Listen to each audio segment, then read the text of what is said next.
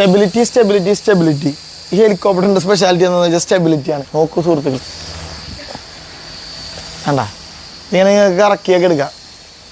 അപ്പോൾ എങ്ങനെയുണ്ട്?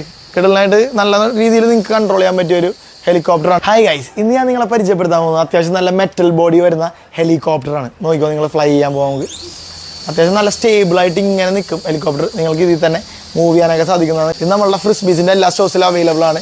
ഇതിൻ്റെ ആക്ച്വലി റീചാർജബിൾ ആണ് നമ്മളുടെ ഇതിൻ്റെ ബാറ്ററി കാര്യങ്ങളൊക്കെ. കൺട്രോൾ നിങ്ങൾ നോക്കാനാണെങ്കിൽ ഇത് വയർലെസ് കൺട്രോളറാണ്. അപ്പോൾ ഞാൻ പറഞ്ഞ പോലെ 3 ലീഫാണ് ഇതിനുള്ളത്. ബാക്കിലെ ലീഫ് ഇതിൻ്റെ നമ്മൾ ഏത് ഡയറക്ഷനിലേക്കാണോ അത് കൺട്രോൾ ചെയ്യാനും, പിന്നെ ഇതിൻ്റെ മെറ്റൽ ഫ്രെയിമാണ് വരുന്നത്, മെറ്റൽ ബോഡി, അങ്ങനെ ഒരുപാട് സംഭവങ്ങളൊക്കെ ഉണ്ട്. നിങ്ങൾക്ക് എങ്ങോട്ട് വേണമെങ്കിലും ഇത് ഫ്ലൈ ചെയ്ത് കൊണ്ടുപോകാം ഈസിലി. കണ്ട എന്നിട്ട് റിട്ടേൺ വേണമെങ്കിൽ ഇത് നമുക്ക് റിട്ടേണും കൊണ്ടുവരാം.